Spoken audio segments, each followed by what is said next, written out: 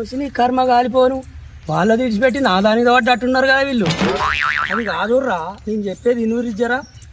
నువ్వేం చెప్పకే, ఒకసారి వచ్చి మాది లేపో, ఒకసారి వచ్చి మాది లేపో.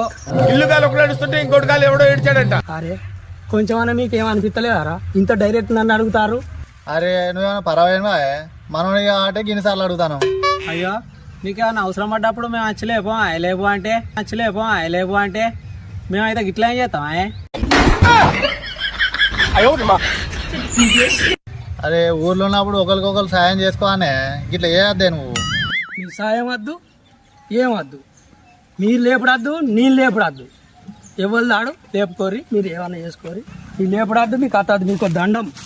అరే ఏం మనిషి ఉన్నాడే, ఇంకా గేట్ ఫ్రేమ్ లేవట్టి బండి ఎటువమంటే గట్లా మాట్లాడతాడు ఆయన. ఏ పొద్దుగానే 90 వేసినట్టున్నాడు, అంత ఇటో మాట్లాడుతుండు. మనం లేవట్టుకుందా మన గేరు బండి ఎక్కించుకున్నాం పై.